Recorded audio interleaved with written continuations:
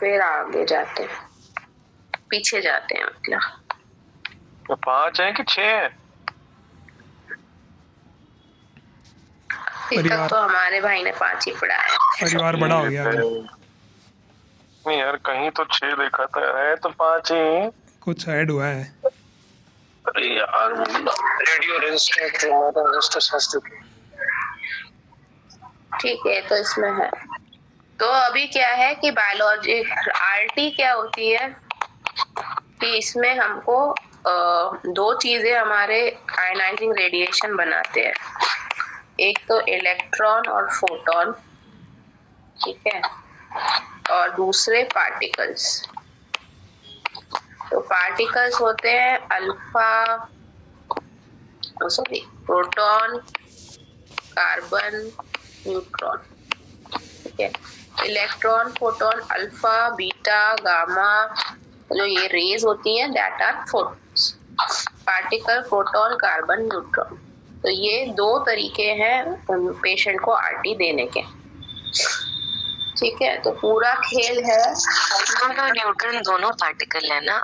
Sorry, proton और neutron दोनों particle है ना? फोटॉन रेडिएशन, कार्बन, ये सब पार्टिकल है, ठीक है। और alpha rays, beta rays, gamma rays, ये सब रेज है। तो ये फोटॉन्स में आते हैं और इलेक्ट्रॉन के से प्रोड्यूस होते हैं। तो ये डिवाइडेड है, 2 चीजें डिवाइडेड है। तो अब हम लोग क्यों पढ़ रहे हैं आरटी? ये सब रेस तो है, तो रेस तो अभी ऐसी है, तो फिर क्या करना है, इन रेस को प्रॉपर डायरेक्शन देके ट्यूमर में पहुंचाना है, ठीक है। ये आरटी की जो मशीन होती है उसका काम है। तो एक लीनैक मशीन होती है, ठीक है। जो लीनैक मशीन होती है वो इनके लिए काम करती है, gamma rays, X rays. Gamma rays, X rays को ये एक्सलरेट करती है, ऑर्गन तक पहुंचाती है, ये लीनैक का काम है। और इन सब की ना अलग अलग मशीन है। प्रोटॉन की अपनी मशीन होती है, साइक्लोट्रॉन, सिंक्लोट्रॉन। कार्बन की अपनी मशीन होती है, न्यूट्रॉन की अपनी मशीन होती है। तो इसीलिए इनकी मशीन्स एक तो बहुत कॉस्टली होती हैं और एक मशीन सिर्फ एक ही वेव को कंट्रोल कर पाती है, इसलिए सिर्फ लोग नहीं खरीद पाते, ये इसकी प्रॉब्लम है।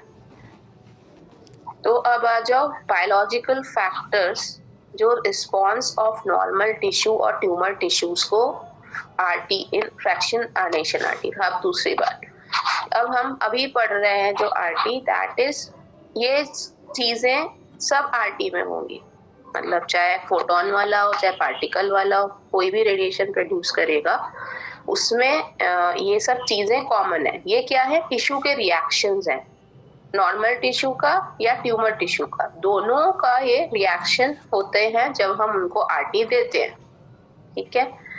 तो दोनों रिएक्शंस किसके हैं, टिश्यूज के हैं, चाहे वो नॉर्मल टिश्यू हो चाहे ट्यूमर टिश्यू हो। तो अब हम उसके लिए इसको फ्रैक्शनेशन ऑफ आरटी, मतलब हम मान लो किसी पेशेंट को 50.4 ग्रे दे रहे हैं पर हम उसको 25 फ्रैक्शंस में दे रहे हैं, ठीक है, 2 ग्रे पर फ्रैक्शन दे रहे हैं। तो हम इसको फ्रैक्शनेशन में क्यों कर रहे हैं? वो फ्रैक्शनेशन करने का रीजन ये है, ठीक है, रीपॉपुलेशन, रिपेयर, रीऑक्सीजनेशन, रीडिस्ट्रीब्यूशन, रेडियो सेंसिटिविटी, ये 5 आ रहे हैं। तो हम रिपेयर से शुरू करेंगे। अब रिपेयर की क्या जरूरत है, ठीक है। ट्यूमर हमारे पास 2 है, एक नॉर्मल टिश्यू है, एक ट्यूमर टिश्यू है।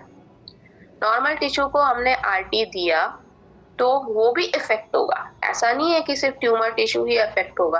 कुछ रेडिएशंस, ठीक है, कम पड़ेंगी, एक्सेप्टेबल लेवल पे पड़ेंगी, वो लोग प्लान करते हैं कि हमारा नॉर्मल टिश्यू अफेक्ट ना हो और सिर्फ ट्यूमर ही ट्यूमर मरे, ठीक है। पर जितने भी नॉर्मल टिश्यूज में अगर मान लो मार्जिनली भी पहुंच रहा है तो वो मार्जिनल टिश्यू को रिपेयर होने के लिए टाइम चाहिए ताकि वो आगे की डोज झेल पाए, ठीक है। तो इसमें कौन कौन से टाइप के डैमेज होते हैं, एक लीथल डैमेज होता है, एक पोटेंशियली लीथल डैमेज होता है, एक सब लीथल डैमेज होता है। तो पूरा आरटी का खेल होता है सब लीथल डैमेज से। लीथल डैमेज वो लोग नहीं कर सकते वरना उससे नॉर्मल टिश्यूज भी मर जाएंगे, क्या है, डीएनए स्ट्रैंड पे डायरेक्ट जाके ब्रेक कर देते हैं और सेल को मार देते हैं। इरिवर्सिबल इररिपेरेबल डैमेज है। ठीक है। पोटेंशियली लीथल डैमेज क्या है कि पेशेंट को उसको मरना था, पर उसको ना मारने के लिए ये लोग उसको हाइपोक्सिया कर देंगे, क्योंकि हाइपोक्सिया सेल्स में आरटी रिस्पॉन्ड नहीं करती। पर अगर वो यूजुअली उसको हाइपोक्सिया नहीं करते तो वो मर जाता। ठीक है। तो उसको मरने से बचाने के लिए, आरटी से बचाने के लिए उसमें हाइपोक्सिया क्रिएट कर देंगे, तो वो आरटी को से मर नहीं पाएगा। तो ये पोटेंशियली लीथल डैमेज होता है। फाइनली सब लीथल डैमेज है जिससे हमारे पूरे सेल्स मरने हैं। ठीक है। ये क्या है कि आया तो हम लोग ऐसी डोज देते हैं जो ट्यूमर तक तो लीथल डैमेज कराए, पर नॉर्मल टिश्यू तक सब लीथल डैमेज ही हो, वो लीथल डैमेज की तरफ ना पहुंचे। तो इसमें सिंगल स्ट्रैंड ब्रेक होता है। ठीक है। तो सिंगल स्ट्रैंड ब्रेक होता है, जो इसको अगर टाइम मिलेगा सब लीथल डैमेज को, तो 6 आवर्स में ये अपने आप नॉर्मल फिर से बन जाएगा, या नॉर्मल आरटी झेलने की इसमें क्षमता आ जाएगी। ठीक है। तो अब रिपेयर 3 टाइप के होते हैं। तो रेडिएशन के डैमेज 3 टाइप के होते हैं, lethal damage, potentially lethal. Potentially lethal से हमको मतलब नहीं है, प्रैक्टिकली पॉसिबल नहीं है। जो लीथल डैमेज है वो इरिवर्सिबल इररिपेरेबल डीएनए डैमेज है। इसमें डबल स्ट्रैंडेड जाके ब्रेक हो जाते हैं। ये हम सोचते हैं कि ये हमारी जो भी डोज है वो ट्यूमर तक लीथल डैमेज के ये हम जो न्यूट्रॉन पढ़ते हैं, न्यूट्रॉन में लीथल डैमेज होता है ना? अभी न्यूट्रॉन पे आएंगे वो क्या डैमेज कर लीथल होता है। ठीक है।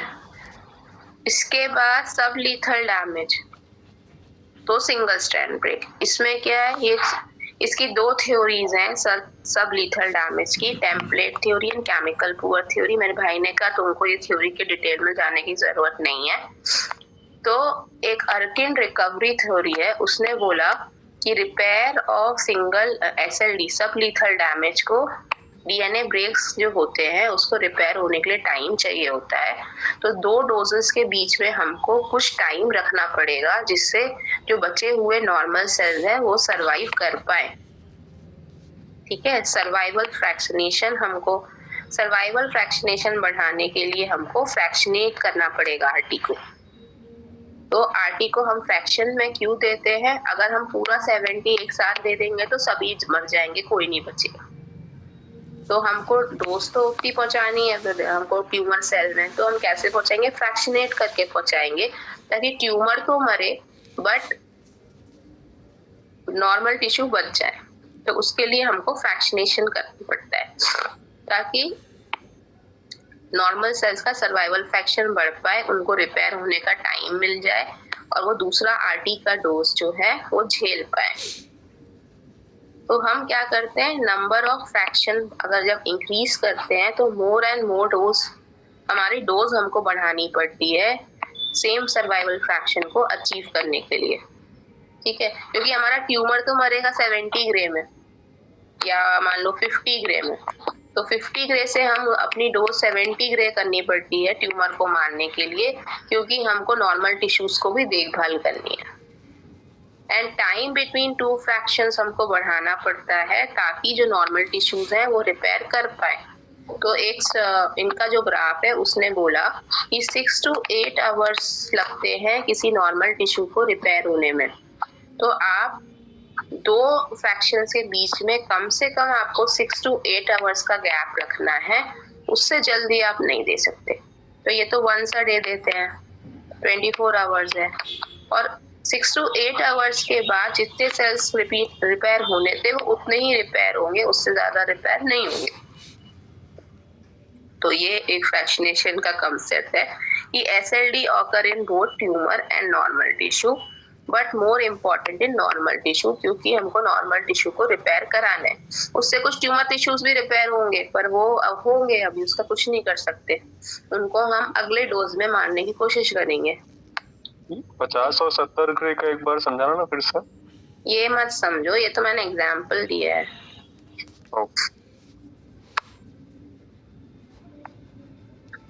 ठीक है, तो रीऑक्सीजनेशन, the phenomena by which hypoxic cells are reoxygenated after a dose of radiation, उसको रीऑक्सीजनेशन बोलते हैं। तो क्या होता है, किसी भी टाइम पे 3 जोन्स ऑफ सेल्स होते हैं, aerated cells, hypoxic cells, necrotic cells. ठीक है, एरेटेड मतलब जिसमें प्रॉपर ऑक्सीजन होगा, हाइपोक्सिक जो ऑक्सीजन डिफिशिएंट होंगे, जो नेक्रोटिक एनॉक्सिक सेल्स होंगे उसमें ऑक्सीजन नहीं होगा।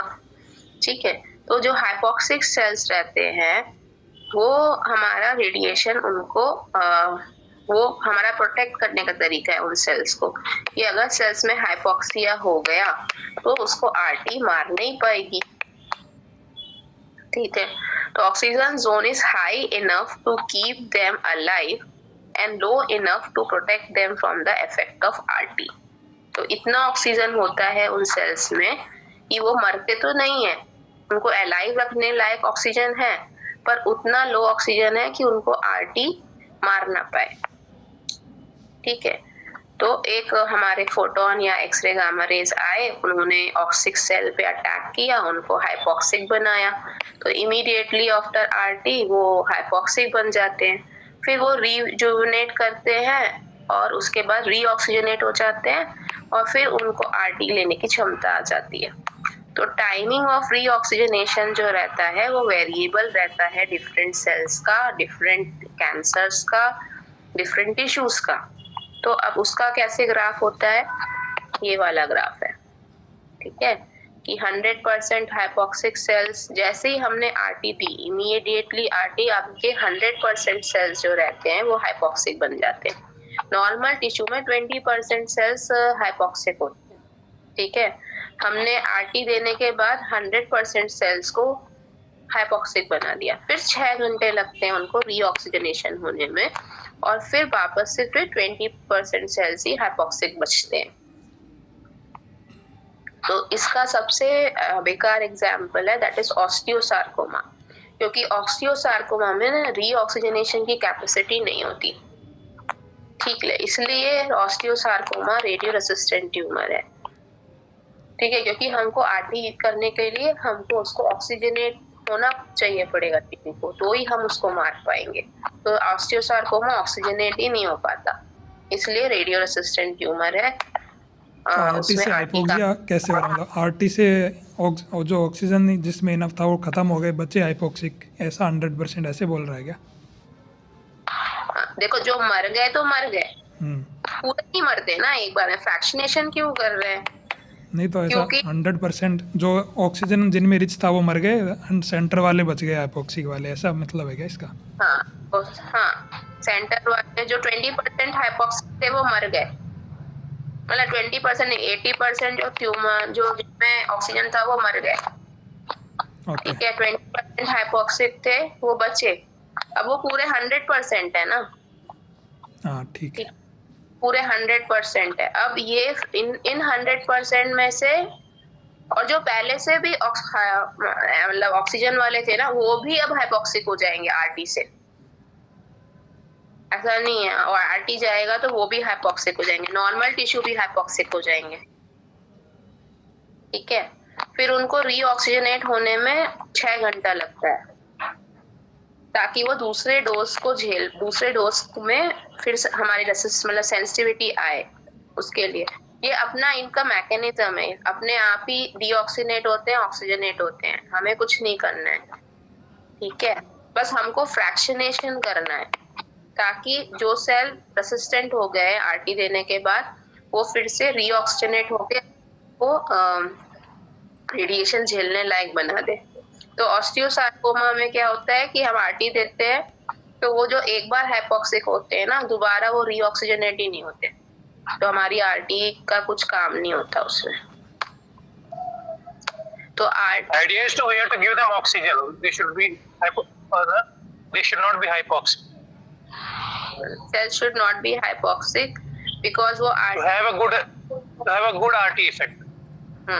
तो इसलिए भी हम आरटी का फ्रैक्शनेशन करते हैं, जो अलाउ करता है reoxygenate of the tumour cells and hence improve the tumour killing.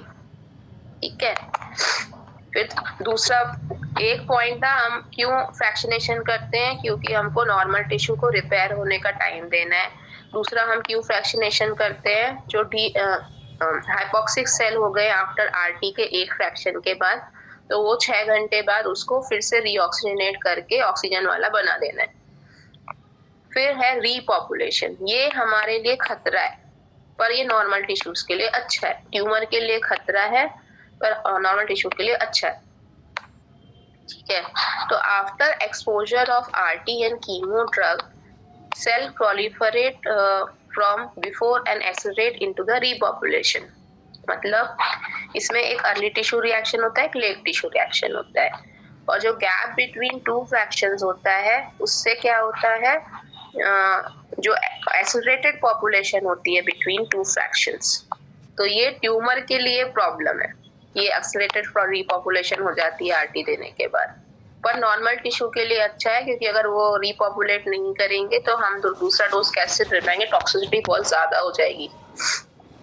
ठीक है, तो इसमें दो चीजें होती हैं। लेट रिएक्टिंग टिश्यू जो होता है उसका एक अल्फा और बीटा होता है, और अर्ली रिएक्टिंग टिश्यू का एक अल्फा बाय बीटा होता है। Good morning. तो अर्ली बाय रिएक्टिंग टिश्यू का अल्फा बीटा 10 होता है, लेट रिएक्टिंग टिश्यू का अल्फा बाय बीटा 3 होता है। तो अल्फा बाय बीटा क्या होता है?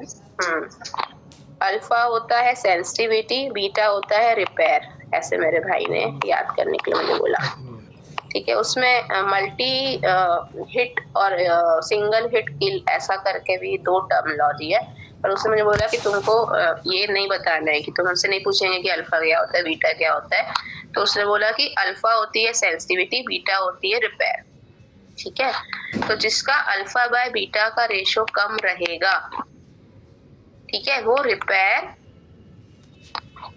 ज्यादा अच्छे से होंगे और मरेंगे कम।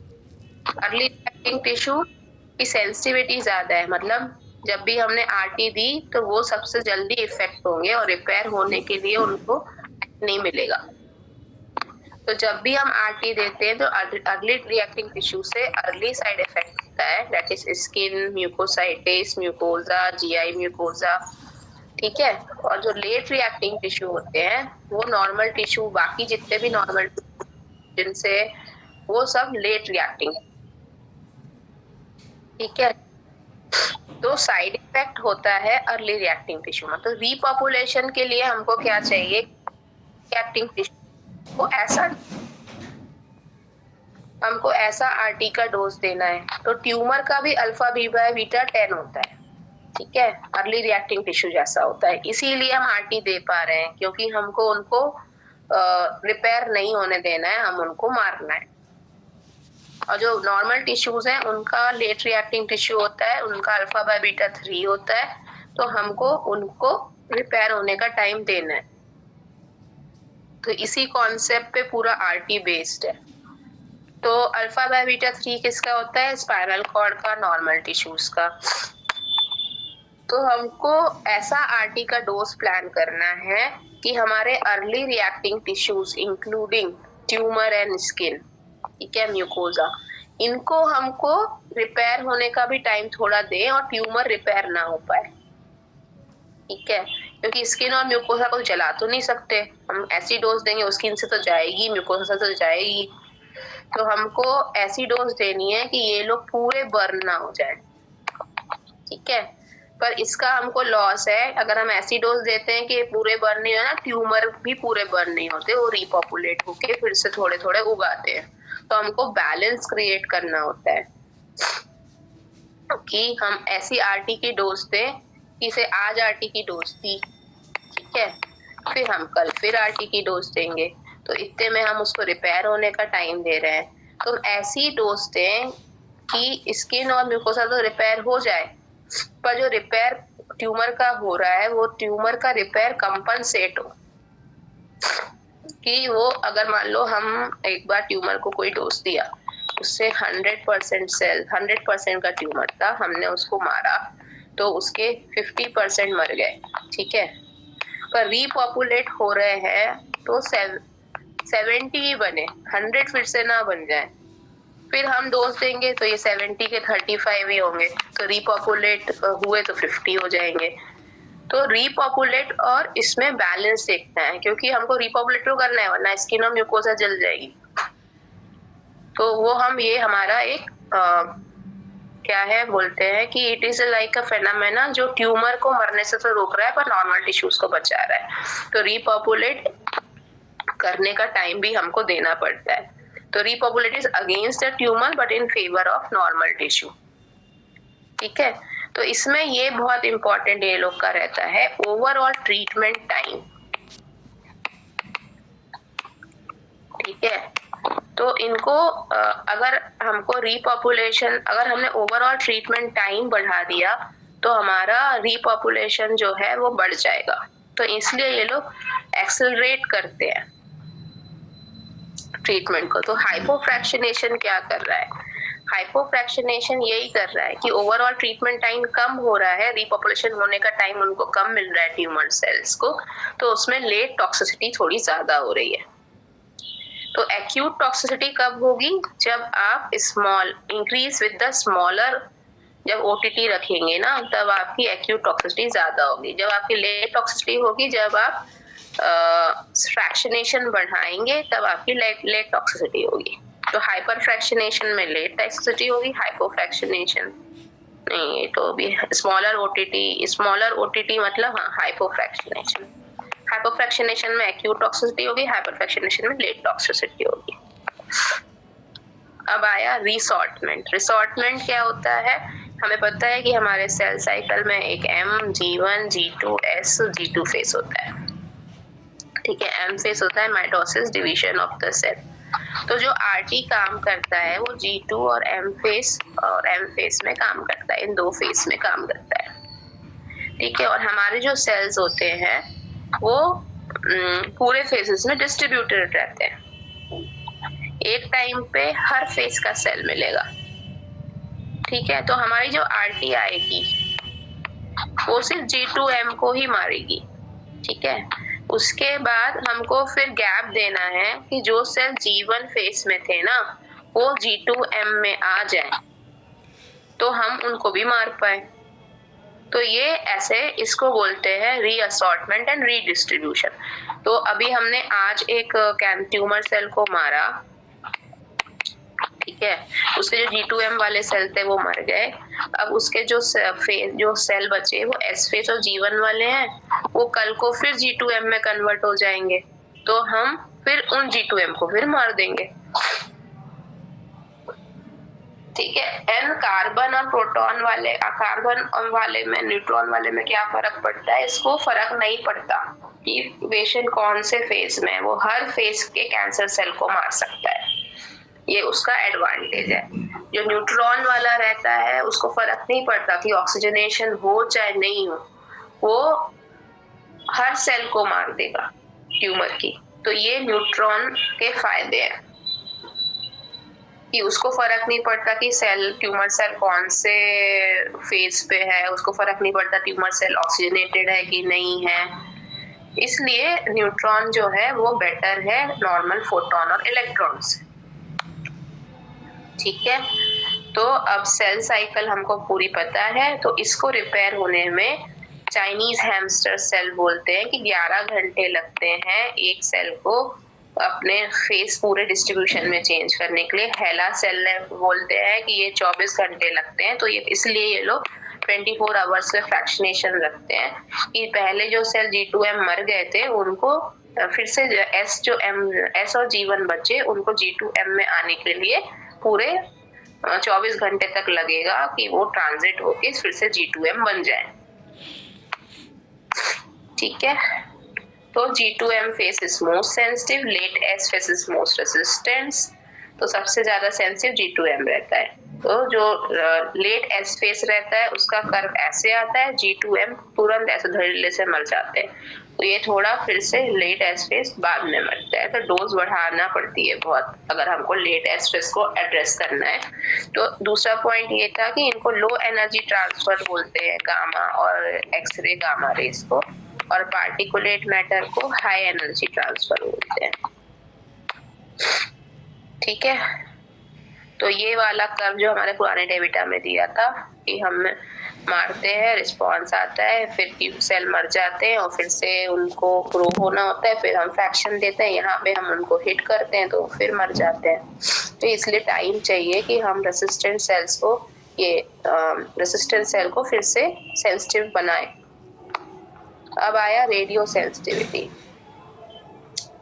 ये टर्म बर्गोनी ने दिया था। इसने क्या बोला कि हमको सेल्स को ससेप्टेबल बनाना है ताकि हम उसको मार पाए। तो रेजिस्टेंस सेंसिटिव मतलब हमें उसका सर्वाइवल फ्रैक्शन है वो after 2 grey radiation of the dose है। तो रेडियो सेंसिटिविटी क्या होती है? Surviving fraction after 2 grey radiation. मतलब हमने हर हवन का स्टैंडर्ड डोज क्या है? 2 ग्रे। तो 2 ग्रे के बाद जितने भी सेल्स बच रहे हैं सर्वाइविंग फ्रैक्शन, उनको ये रेडियो सेंसिटिविटी बोलते हैं। तो अगर सर्वाइवल फ्रैक्शन बढ़ जाएगा तो रेडियो सेंसिटिविटी कम हो जाएगी। साधारण सी बात है, अगर सेल ज्यादा सर्वाइव करे आफ्टर गिविंग आरटी, मतलब उसकी रेडियो सेंसिटिविटी कम है।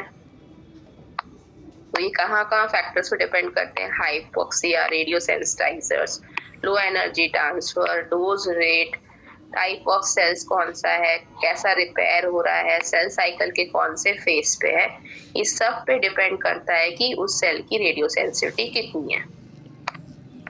ठीक है, हो गए 5 बार। तो ये जो 5 बार में मैं क्या बोल रही थी, जो हम लोग का रीअसॉर्टमेंट था ना, ये रीडिस्ट्रीब्यूशन एंड रीअसॉर्टमेंट, ये एक आई थिंक जो 6th आर होता है, पर वो रीअसॉर्टमेंट का ही पार्ट है।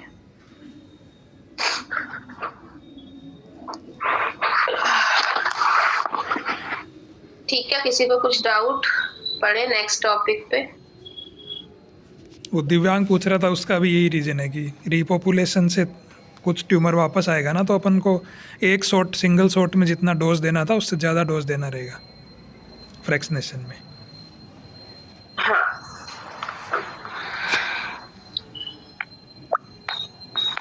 वो 50 ग्रे 70 ग्रे पूछ रहा था ना, मैंने कहा 50 ग्रे 70 ग्रे तो मत समझो, क्योंकि वो तो मैंने एग्जाम्पल दिया है, उसकी अंदर की बात को समझो। बढ़ू नेक्स्ट टॉपिक पे। Yes yes please. ठीक है, तो अब आ जाओ प्रोटॉन। ठीक है, तो प्रोटॉन थेरेपी क्या होती है? पार्टिकल से अराइज होती है। ठीक है, तो इसके एटॉम कैरेक्टरिस्टिक्स क्या होते हैं? सब एटॉमिक पार्टिकल है, स्टेबल है, पॉजिटिव चार्ज है, मास बहुत हैवी है, 18,000 times more of electron, and ये स्ट्रेट जाता है। ठीक है, और इसमें लीनियर लिटिल स्कैटरिंग होती है, बहुत कम स्कैटरिंग होती है, इसलिए हमको ऐसे बीम की तरह इसको फोकस करने में बहुत आसानी होती है। ठीक है, अब ये प्रोटॉन हमारे बॉडी में जाके कैसे इसका मैकेनिज्म ऑफ एक्शन है? तो या तो ये एटम के इलेक्ट्रॉन से इंटरेक्ट करेगा या एटॉमिक न्यूक्लियाई से इंटरेक्ट करेगा। तो जब ये इलेक्ट्रॉन से इंटरेक्ट करता है, इसको बोलते हैं कूलम इंटरेक्शन। ये आयनाइजेशन या एक्साइटेशन करता है। तो आयनाइजेशन क्या होता है कि हमने इसका इलेक्ट्रॉन हटा दिया, बाहर स्टफ ऑफ कर दिया। एक्साइटेशन क्या होता है? हमने इनर शेल का कोई इलेक्ट्रॉन हटाया और वो आउटर शेल के जो मॉलिक्यूल्स है वो इनर शेल में आते रहेंगे, तो शेल चेंज होंगे उनके, तो वो एक्साइटेशन होता है। उससे जो एनर्जी जनरेट होती है वो आयनाइजेशन एक्साइटेशन वाली एनर्जी होती है। दूसरा फंडा रहता है कि ये न्यूक्लियस पे जाके न्यूक्लियस की सरफेस को हिट करता है, ना कुछ निकालता है ना कुछ होता है, तो उसको हिट करने से जो एनर्जी प्रोड्यूस होती है दैट इज कूलॉम स्कैटरिंग। और ये कूलॉम स्कैटरिंग जो है यही most common mechanism of action है इसका एनर्जी प्रोड्यूस करने का। तो अब बोला है कि जो Z मतलब अपना एटॉमिक नंबर होता है, अगर वो बड़ा रहता है तो स्कैटरिंग ज्यादा होती है। अगर वो Z नंबर छोटा रहता है तो वो प्रोटॉन एनर्जी की स्कैटरिंग कम होती है, वो एक बीम के फॉर्म में जाती है। तो हमको कब स्कैटरिंग करनी है, कब हमको कम एनर्जी बीम की फॉर्म में देनी है, वो हम एटॉमिक नंबर से डिसाइड कर लेते हैं। तो ये इनका तरीका है इसके प्रोटॉन के बीम को जेड एटॉमिक नंबर है ना? हाँ, atomic जितना ज्यादा एटॉमिक नंबर उतने ज्यादा स्कैटरिंग। अच्छा, स्कैटरिंग मतलब ऐसे ऐसे जाएगा, और जितना कम एटॉमिक नंबर ऐसे जाएगी एनर्जी बीम के फॉर्म में। ठीक है, ऑफ एक्शन पढ़ लिया। अब प्रोटॉन चाहिए हमको। प्रोटॉन क्या है अपना? Positive H+। अब पॉजिटिव H+ हम कैसे मिल सकता है? तो ये लोग क्या करते हैं, या तो आप बाजार से हाई प्यूरिफाइड H2 खरीद लो तो बहुत बढ़िया, वरना ये वाटर को डी आयनाइज करते हैं। ठीक है, डी आयनाइज वाटर की इलेक्ट्रोलिसिस करते हैं, उससे H2 निकालते हैं। या तो बाजार से H2 खरीद लो या फिर डी आयनाइज वाटर की इलेक्ट्रोलिसिस करो, उससे फिर तुमको जो वो ऑक्सीजन मिला, उस ऑक्सीजन पे तुमको हाई वोल्टेज इलेक्ट्रिक करंट देना है, उससे तुम H+ बनाओगे। ठीक है, तो पानी को डीआयनाइज्ड पानी, उसमें आपने इलेक्ट्रोलिसिस करके H2 मिला, और वो जो बाजार से खरीदा वो H2 या पानी वाला H2, दोनों को हमने हाई वोल्टेज इलेक्ट्रिक करंट दिया, वो H+ में कन्वर्ट हो गया। ठीक है, अब हमारे पास प्रोटॉन बन गया, हमने बना लिया। अब हमको क्या करना है, उसको बॉडी में डालने के लिए हमको एक ऐसी मशीन चाहिए जो प्रोटॉन को एक्सेलरेट कर पाए। ठीक है, तो जो हमारी नॉर्मल लीनेक मशीन होती है वो उसको एक्सेलरेट नहीं कर पाती, तो उसके लिए मशीन होती है साइक्लोट्रॉन। तो साइक्लोट्रॉन मशीन होती है वो प्रोटॉन बीम्स को continuous beam of nearly mono energetic unidirectional proton beams बनाता है, produces continuous beam of nearly mono energetic unidirectional protons बनाता है साइक्लोट्रॉन। पर अब इसका ड्रॉबैक क्या है कि साइक्लोट्रॉन में ना एनर्जी डिग्रेडर नहीं होता, सेपरेट एनर्जी डिग्रेडर नहीं होता।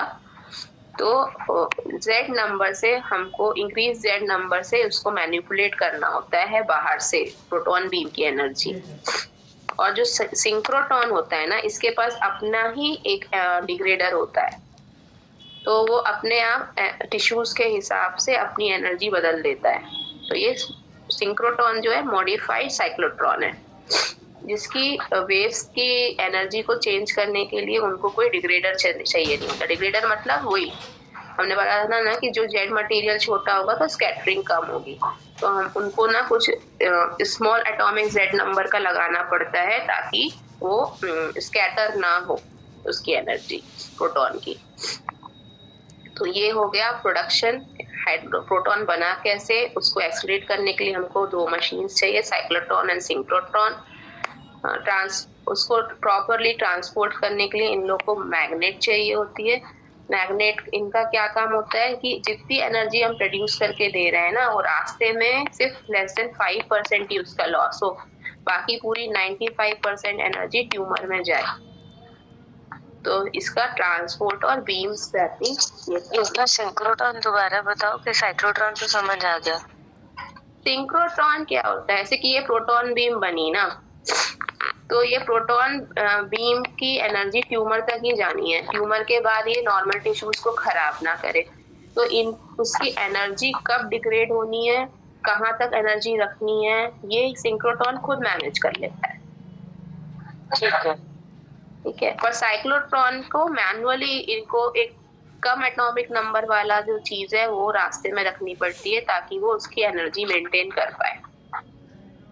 तो ये जो मशीन का काम है, मशीन का बेनिफिट है कि इसको कोई एनर्जी डिग्रेडर की जरूरत नहीं पड़ती, इसको पड़ती है। ये हम नहीं भी लिखेंगे तो हम इतना भी लिख देंगे कि साइक्लोट्रॉन हम यूज करते हैं, हमें थोड़ी जानना है मशीन क्या करती है। तो हमारे लेवल का काम है कि हमने हाइड्रोजन बनाया कैसे, उसके बाद उसको एक्सेलरेट करा। एक्सेलरेट करने के लिए हमको मशीन्स चाहिए, that is cyclotron and synchrotron.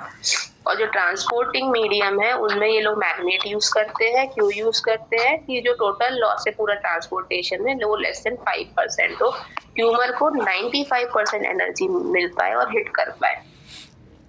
ठीक है, तो इसके इनके दो तरीके होते हैं, पैसिव स्प्रेडिंग होती है और एक पेन बीम स्कैनिंग होती है। भाई ने कहा याद हो तो ठीक है, वरना कोई बात नहीं। तो ये दो टाइप की स्कैटरिंग होती है। अब हमारा आया ब्रैग पीक। ब्रैग पीक क्या होता है कि हम ये दे रहे हैं एनर्जी, ये एनर्जी है, ठीक है, फोटोन की। तो मान लो हम इस एनर्जी से दे रहे हैं, तो ये अंदर जाते जाते ना बहुत कम अमाउंट ऑफ एनर्जी लूज करता है, क्योंकि हमको पता है कि हम कोई भी चीज डाल रहे हैं वो रास्ते में जाके कुछ कुछ एनर्जी तो लूज करेगा ही। तो ये इसका ये खासियत है कि अंदर जाते टाइम तो ये बहुत कम एनर्जी लूज करता है, पर जैसे ही ट्यूमर में या टारगेट में पहुंचता है वहां पे ये अपनी ब्रैग पीक अचीव कर लेता है। मतलब जितनी एनर्जी इसके पास है वो सब उसको दे देगा और तुरंत शार्प ड्रॉप ऑफ हो जाएगा। ट्यूमर को पूरी एनर्जी दी, उसके बाद एकदम से इसकी एनर्जी कम हो गई और उसके बाद तुरंत फॉल हो गया। तो ये ब्रैग पीक है। तो कहाँ पे ब्रैग पीक आए वो लोग का फॉर्मूला होता है, वो कैलकुलेट करते हैं। मान लो एक ऐसे दिया, ये 5 सेंटीमीटर का ट्यूमर है, तो यहाँ पे ब्रैग पीक आएगी, किसी की यहाँ ब्रैग पीक आएगी, किसी की यहाँ ब्रैग पीक आएगी। तो ये लोग ऐसे बहुत सारे प्रोटॉन्स देते हैं जो पूरे 5 सेंटीमीटर एरिया को कवर कर लेते हैं विद डिफरेंट एनर्जीज, जो जाके कैंसर को मार पाए। पर ब्रैग पीक आती है इसीलिए ये प्रॉपर ट्यूमर में जाके पूरी एनर्जी देता है। वही अल्फा और एक्सरे गामा रे क्या करेगा, वो कांस्टेंट अमाउंट में एनर्जी देता रहेगा और जब उसकी एनर्जी खत्म हो जाएगी तो मर जाएगा। ठीक है, वो ऐसे ये नहीं करेगा कि अभी कम एनर्जी लूज कर रहा है, ट्यूमर में जाके ज्यादा एनर्जी लूज करेगा और फिर एकदम से कम हो जाएगा। तो ये प्रोटॉन, न्यूट्रॉन, कार्बन सबका अपना, ये तीनों में बना सकते हो। ये पार्टिकल का मेनली ये देने का, एनर्जी देने का ये कॉन्सेप्ट होता है। तो चाहे प्रोटॉन हो, चाहे कार्बन हो, चाहे न्यूट्रॉन हो, सब में ये बना सकते हो। ठीक है, proton lose little energy when they enter the tissue but deposit slowly as they go deeper and finally पूरी डिपॉजिट एनर्जी ट्यूमर में लगा देते हैं। तो इसको ब्रैग पीक बोलते हैं। फिर सडन फॉल ऑफ होता है। तो so the distribution of proton initial low at entrance, तो इसके बाद प्लेट्यू आता है, फिर ब्रैग पीक आता है, फिर शार्प फॉल ऑफ आता है। तो ये इसके कर्व होते हैं। तो Bragg peak depends on the energy of photon, higher energy higher depth of Bragg peak. तो इससे ये लोग इसको देखते हैं। ठीक है, अगर ब्रैग पीक टू नैरो रहेगा तो uniform distribution to provide treatment with the uniform dose. तो इसको स्प्रेड आउट ब्रैग पीक करते हैं। स्प्रेड आउट ब्रैग पीक मतलब 5 सेंटीमीटर को इधर भी ब्रैग पीक देनी है, इधर भी ब्रैग पीक देनी है, इधर भी ब्रैग पीक देनी है, तो उसको स्प्रेड आउट ब्रैग पीक बोलते हैं। तो इसका मैंने बता दिया कि डिफरेंट एनर्जी से फोटोन देंगे तो किसी की ब्रैग पीक यहाँ आएगी, किसी की ब्रैग पीक यहाँ आएगी, किसी की ब्रैग पीक यहाँ आएगी। इससे हमारा पूरा 5 सेंटीमीटर का कवर हो जाएगा। तो 5% लूज करता है ट्रैवल में, बाकी 95% ट्यूमर में जाता है। ये प्रोटॉन बीम का फायदा है।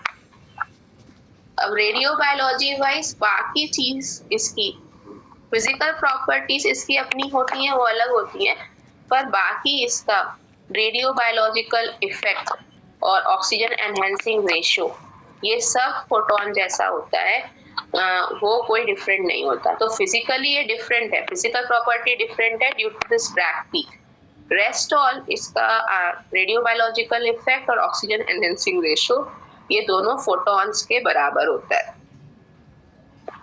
ठीक है, तो मैंने ये बताया इसका कर्व ऐसा होता है और इसका कर्व ऐसे कांस्टेंट जाएगा और आगे जाके मरेगा, तुरंत नहीं खत्म होता। तो large entrance dose continues to pass to the tissue और उसके बाद जैसे जैसे डिस्टेंस आगे जाता है ये अपना एनर्जी लूज कर देता है। और ये स्टार्टिंग में कम एनर्जी लूज करता है, पर टिश्यू में ज्यादा एनर्जी लूज करता है। जैसे वो एनर्जी लूज कर देगा वैसे ही नीचे आ जाएगा। ये प्रोटॉन का काम होता है।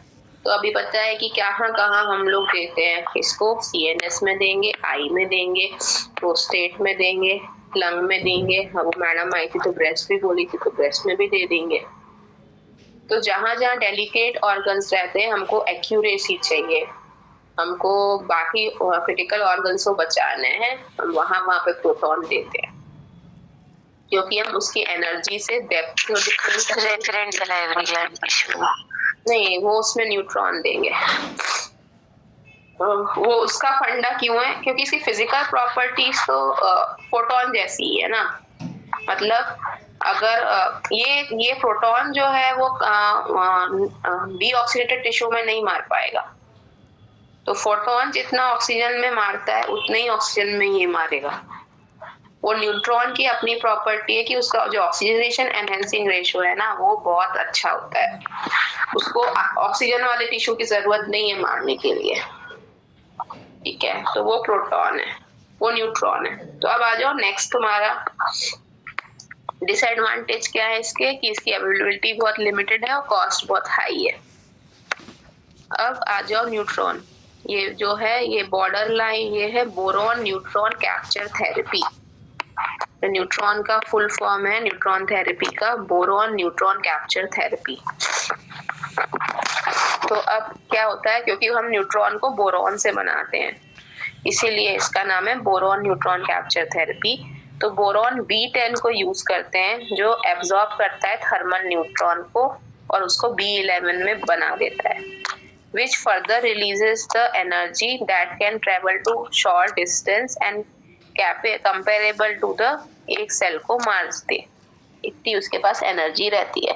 पर वो सेल हाइपोक्सिक भी हो सकती है, एनॉक्सिक भी हो सकती है, कोई भी फेस की हो सकती है, इसको कोई फर्क नहीं पड़ता, ये सबको वो सेल को मार देगा, ठीक है। तो बोरॉन 10 से हम ये बनाते हैं, न्यूट्रॉन बनाते हैं और वो हाई एलर्जी टाइप की रेडिएशन होता है और वो सबको मार देता है।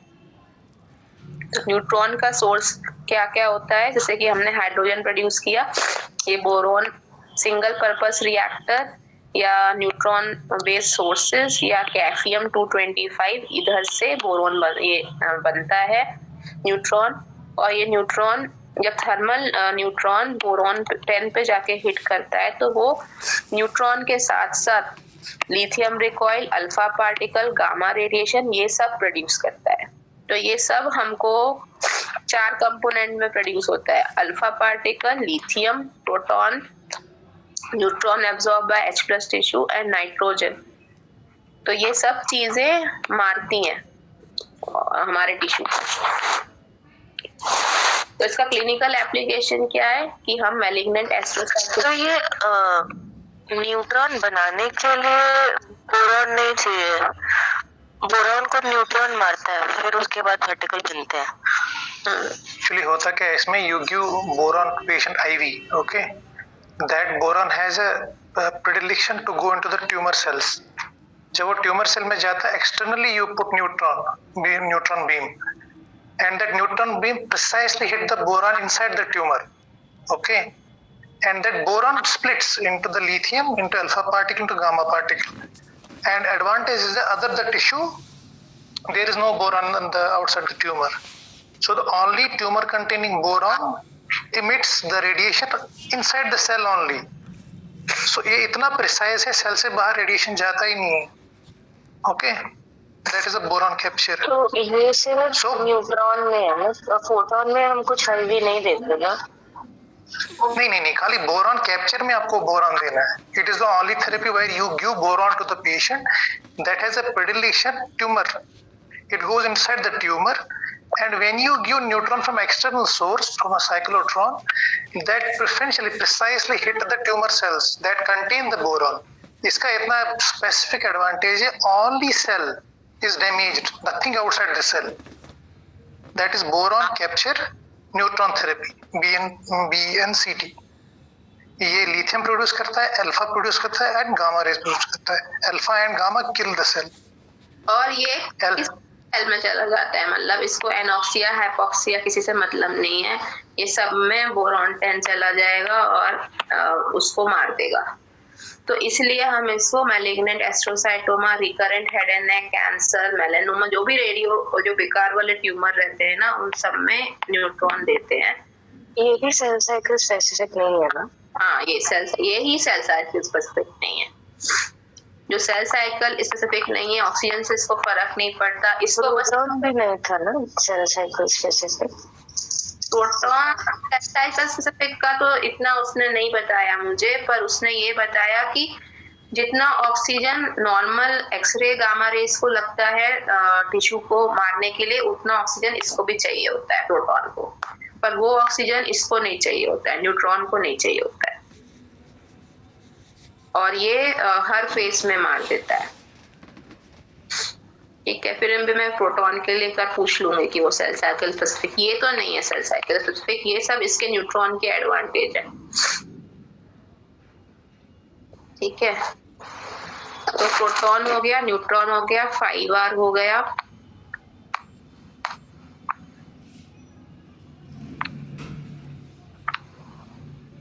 CA I think neutron therapy एक अलग है, बोरॉन कैप्चर अलग है, मुझे ये सेम थिंग है।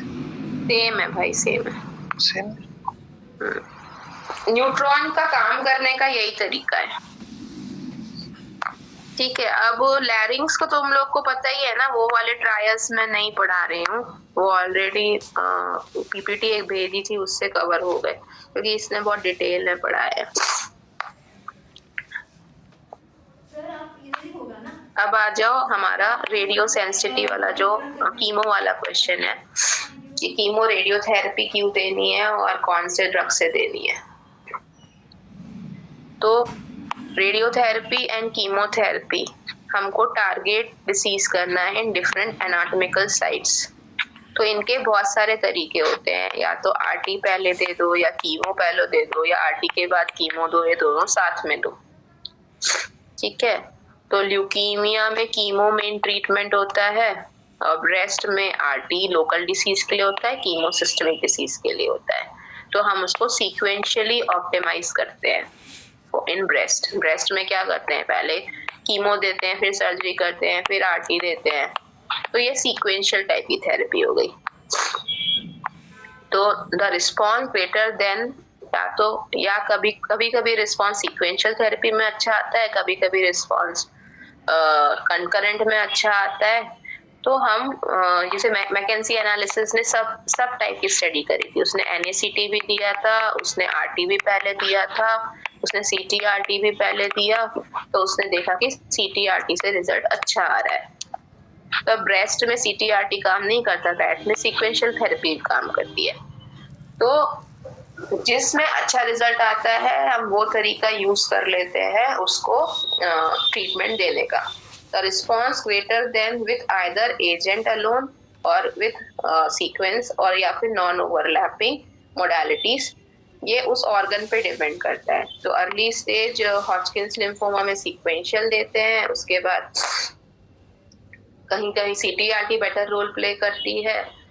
तो chemotherapy and RT interact each other at the cellular and molecular level, and net effect आता है जो सिंपल उसको ऐड करने से देते हैं, उससे नहीं, उससे ज्यादा। तो जो कंकरेंट CT-RT का फंडा है वो ये है कि जो सीक्वेंशियल RT का जो रिजल्ट आ रहा था, मतलब मान लो सीक्वेंशियल RT ये 1 है, ये 1 है, इसका रिजल्ट 2 आ रहा था, पर कंकरेंट देने से 1 + 1 का रिजल्ट 2 नहीं 3 आ रहा है। तो जो इंटरेक्ट करने के बाद जो सेलुलर मॉलिक्यूलर लेवल पे नेट इफेक्ट आ रहा है वो greater than the addition of simply दोनों को ऐड करने से ज्यादा आ रहा है। इसलिए हेड एंड नेक कैंसर में कंकरेंट CT-RT का फंडा चलता है। ठीक है, तो डिफरेंट कीमो सीक्वेंसिंग स्ट्रेटेजीज होती है, या तो आप की सीक्वेंस में दो, या कंकरेंट दो, या NACT दो। तो इन सब के एडवांटेज और डिसएडवांटेज है। एडवांटेज क्या है, अगर सीक्वेंस में देंगे, पहले हमने कीमो दी, फिर हमने RT दी, फिर सर्जरी करी, या पहले हमने कीमो दी, फिर सर्जरी करी, फिर RT करी, इसमें लेस टॉक्सिक, क्योंकि एक टाइम पे एक ही ट्रीटमेंट हम दे रहे हैं तो लेस टॉक्सिक होगा। हमें आरटी फील्ड छोटी हो सकती है, क्यों? क्योंकि कीमो हमने दिया, उसके बाद ट्यूमर हमारा श्रिंक हो गया, तो हमारी आरटी फील्ड छोटी हो सकती है due to induction shrinkage after the treatment. पर हमारा डिसएडवांटेज क्या है कि ओवरऑल ट्रीटमेंट टाइम बढ़ जाएगा। क्यों? क्योंकि हम साथ में अगर आरटी और कीमो साथ में देंगे तो सेम टाइम में ट्रीटमेंट हो गया है ना। पर अभी हम पहले आरटी देंगे, फिर वेट करेंगे, फिर कीमो देंगे, फिर सर्जरी करेंगे, तो ओवरऑल ट्रीटमेंट टाइम बढ़ गया। कंकरेंट का क्या है कि ओवरऑल ट्रीटमेंट टाइम तो शॉर्टर हो गया, क्योंकि हमने दोनों मोडालिटी साथ में दे दी तो सेम टाइम में दे दी, तो शॉर्टर ट्रीटमेंट टाइम हो गया। पर टॉक्सिसिटी जब दोनों साथ में दोगे तो टॉक्सिसिटी बहुत ज्यादा हो जाएगी, ठीक है। और हमारी जो ट्रीटमेंट फील्ड है वो भी हम क्योंकि साथ में दे रहे हैं, तो जैसी स्टार्टिंग में वही रेडिएशन फील्ड रहेगी, उसको रेडिएशन एनहेंसमेंट बोलते हैं। तो ये रेडिएशन की फील्ड को कम नहीं कर रहा है, तो जो पहले की फील्ड थी वही फील्ड रहेगी, ठीक है। फिर NaCT भी तुरंत श्रिंक नहीं करता, क्योंकि इसमें बिल्कुल सीक्वेंस वाले में क्या रहता है, थोड़ा वेटिंग पीरियड होता है। इसमें इंडक्शन कीमो दे रहे हैं 2 वीक में बाद, फिर तो ज्यादा रिस्पॉन्स नहीं आ पाता, तो इसमें भी कोई ट्यूमर फील्ड उतनी श्रिंक नहीं हो पाती। सिस्टमिक थेरेपी का यूज मैक्सिमाइज हो पाता है, क्योंकि हमने कहा पेशेंट हेल्दी रहता है जब आता है, तो हम NaCT देते हैं तो कीमो को टॉलरेट कर पाता है। पर कोई ट्रीटमेंट करो या सर्जरी करो या आरटी करो, उसके बाद कीमो को झेलने का उसके पास क्षमता नहीं होती, तो कीमो की टॉक्सिसिटी होती है और ट्रीटमेंट टाइम इसमें भी बढ़ा हुआ रहता है। तो ये डिफरेंट सीक्वेंसिंग है कि कैसे हम लोग ट्रीटमेंट प्लान करते हैं। तो बायोलॉजिकल बेसिस क्या है कीमो आरटी देने का, कि उसकी chemo decreases the number of tumour cells by cytotoxic activity, tumour खुद जाके मार देता है ट्यूमर सेल्स को, और renders the tumour cells susceptible to RT, उसको रेडियो सेंसिटाइज करता है। तो कैसे सेंसिटाइज करता है ये हमको पढ़ना है, क्या क्या तरीके रेडियो सेंसिटाइज करने के। तो ये वही 5R को खेल के इसको रेडियो सेंसिटाइज करता है। तो कौन सी ड्रग कौन से आर में काम करती है ये नीचे बताया गया है। सिस्टमिक एक्टिविटी डिस्टेंस मेट्स से बचाता है कीमो, और CT-RT साथ में देने से रेडिएशन का रिस्पॉन्स बढ़ाता है। तो ये 4 इसके मैकेनिज्म ऑफ एक्शन है। एक तो वो खुद जाके साइटोटॉक्सिक एक्टिविटी से मार देता है, दूसरा ट्यूमर सेल्स को रेडियो सेंसिटाइज करता है, तीसरा सिस्टमिक एक्टिविटी इसकी रहती है, डिस्टेंस मेट्स को नहीं होने देता, और रेडिएशन के रिस्पॉन्स को इंक्रीज करता है, ठीक है। तो मैक्सिमम रिस्पॉन्स जो आता है वो 1 to 2 days after drug administration आता है। इसीलिए हम लोग आज कीमो देते हैं और कल आरटी देते हैं, ठीक है। तो जो आरटी डैमेज है, आरटी डैमेज को इंक्रीज करने वाली जो ड्रग्स हैं वो है 5-FU एंड सिस्प्लेटिन। रिपेयर वाले फेस में काम करने वाली ड्रग है 5-FU, सिस्प्लेटिन तो है जेमसेटाबिन और एटोपोसाइट। तो 5-FU और सिस्प्लेटिन तो याद ही रखनी है, उसके साथ जेमसेटाबिन एटोपोसाइट भी रिपेयर वाले मैकेनिज्म में एक्ट करती है। एलिमिनेट हाइपोक्सिक सेल्स वो करती है पैक्लिटेक्सेल एंड माइटोमाइसिन C। रीडिस्ट्रीब्यूशन को चेक करती है टैक्सेन, जेमसेटाबिन, एटोपोसाइट, ठीक है। तो इसको गेट याद रख लो, रीडिस्ट्रीब्यूशन को गेट करते हैं जेमसेटाबिन, एटोपोसाइट, टैक्सेन। रीपॉपुलेशन को 5-FU, हाइड्रोक्सीयूरिया एंड EGFR। तो मेरे भाई ने बोला कि जब हमारा सिस्प्लेटिन रेसिस्टेंट होता है या किडनी खराब होती है, पेशेंट सिस्प्लेटिन टॉलरेट नहीं कर पा रहा है, तब हम लोग हेड एंड नेक में EGFR यूज कर लेते हैं सिस्प्लेटिन की जगह। तो उसका फंडा ये है कि ये भी रेडियो सेंसिटाइजर है, ठीक है। तो ये सिग्नल पाथवे वाला EGFR है, और सेंसिटिविटी बढ़ाने वाला पैक्ली, डॉक्सीटेक्सेल एंड मेनली टैक्सेन जो है सेंसिटिविटी बढ़ाता है आरटी की। तो ये कीमोथेरेपी के डिफरेंट फेसेस में रोल है। तो आरटी डैमेज को बढ़ाने में हेल्प करता है 5-FU सिस्प्लेटिन। रिपेयर को रोकने के लिए 5-FU, जेमसेटाबिन, सिस्प्लेटिन और एटोपोसाइट। तो मेनली ये लोग ना DNA में काम करते होंगे, तो DNA जो ट्यूमर सेल का DNA को ये लोग बनने ही नहीं, रिपेयर नहीं होने देंगे, क्योंकि उनके DNA को मार देंगे। हाइपोक्सिक सेल को एलिमिनेट करने का काम है पैक्लिटेक्सेल नाइट्रोमाइट्रिसिन। तो याद रखो कि पीएम जो रहता है वो हाइपोक्सिक सेल्स को एलिमिनेट करता है, जो प्राइम मिनिस्टर होता है वो गलत एलिमेंट्स को रिमूव करता है। तो हमको रीडिस्ट्रीब्यूशन गेट करना है। गेट मतलब जेमसिटामिन, इडोपोसाइटिन, टैक्सेन, रीपॉपुलेशन EGFR 5FU हाइड्रोक्सीयूरिया, और signal pathway that is EGFR अपना सिग्नल पाथवे को रोकता है एंड हाइपर RT सेंसिटिविटी करवाता है टैक्सेन्स। तो ये हमारे काम है। फिर से सेम ही चीज लिखी है कि जो प्लेटिनम है दैट इज कार्बोप्लेटिन एंड सिस्प्लेटिन, वो रिपेयर और DNA सिंथेसिस को इनहिबिट करते हैं। जो पैक्लिटेक्सेल डॉक्सीसेक्सेल है ये अरेस्ट करते हैं सेल को G2 फेज पे और उसकी एपोप्टोसिस इंड्यूस कराते हैं। माइटोमाइसिन C 5FU जेमसिटाबिन रिपेयर में प्रॉब्लम करते हैं और टीमोजोलामाइड भी रिपेयर नहीं होने देता। ठीक है, तो हम ये बना देंगे कि अगर हम नॉर्मल टिश्यू को टॉक्सिसिटी होती है तो ऐसे होती है, नॉर्मल टिश्यू डैमेज ऐसे होता है, पर वही ट्यूमर का जो लोकल कंट्रोल होता है वो RT अलोन से इतनी डोज पे मरता है, पर अगर हम कीमो देते हैं ना तो वो जल्दी मरने लगते हैं सेल्स। तो ये कीमो, इसका जो ग्राफ है वो इस तरफ शिफ्ट हो जाता है अगर हम कीमो देते हैं, ट्यूमर कंट्रोल बेटर आता है, कम RT डोज में ही हमारे सेल्स मर जाते हैं। तो ये कीमो देने का एडवांटेज है, जैसे बोलते हैं therapeutic advantage of chemo RT, therapeutic advantage of chemo RT। तो ये ग्राफ बना देना कि RT अलोन करते हैं तो हमारा जो RT डोज है उसमें बाद में मरता है, पर अगर हम कीमो देते हैं तो वही सेल्स जल्दी मरने लगते हैं। ठीक है, तो थेरापेटिक रेशियो जो रहता है वो टॉक्सिसिटी अगर ज्यादा होगी और ट्यूमर कंट्रोल कम होगा तो थेरापेटिक रेशियो मोर देन 1 होगा।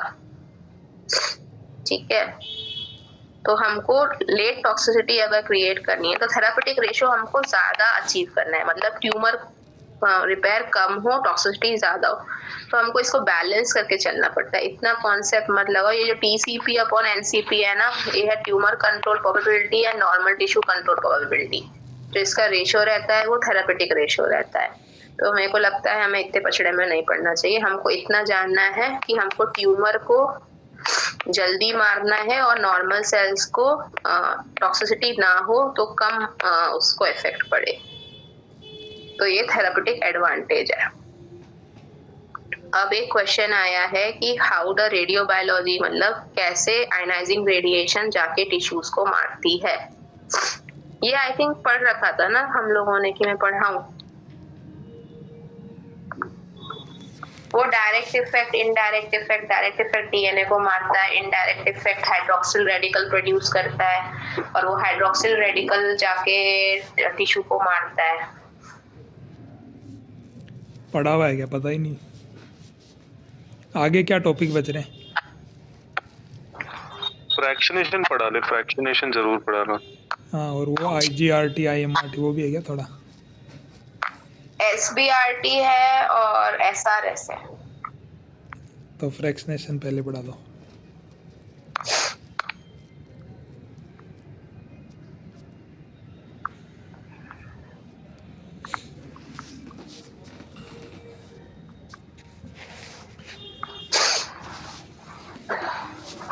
तो फ्रैक्शनेशन वो जो मैंने स्टार्टिंग में जो 5R बताए, वो 5R के हिसाब से हमें पता चल गया कि हमें फ्रैक्शनेशन क्यों करनी है। तो हमारा स्टैंडर्ड डोज रहता है 2 ग्रे पर फ्रैक्शन। ठीक है, तो 2 ग्रे पर फ्रैक्शन स्टैंडर्ड डोज रहता है, पर हम उसको चेंज करना चाहते हैं तो उसको हम बोलते हैं अल्टरेटेड फ्रैक्शन। जो अल्टर्ड फ्रैक्शन रहता है, अब मैंने तुमको बताया कि 2 टाइप का टिश्यू होता है, एक अर्ली रिस्पॉन्सिव टिश्यू, एक लेट रिस्पॉन्सिव टिश्यू। तो लेट रिस्पॉन्सिव जो टिश्यू होता है ना, उसमें ये शोल्डर बनता है ऐसे ऐसे ऐसे। तो इसका अल्फा बाय बीटा जो होता है वो 3 होता है लेट रिस्पॉन्स टिश्यू का। ट्यूमर रिस्पॉन्स का अल्फा बाय बीटा 10 होता है। तो अल्फा क्या होता है, अगर अल्फा बाय बीटा 10 रहेगा तो ट्यूमर सेल्स का, GI म्यूकोसा का, स्किन का, इन सब का अल्फा बाय बीटा 10 रहता है और ये हमारे रेडिएशन से जल्दी मरते हैं।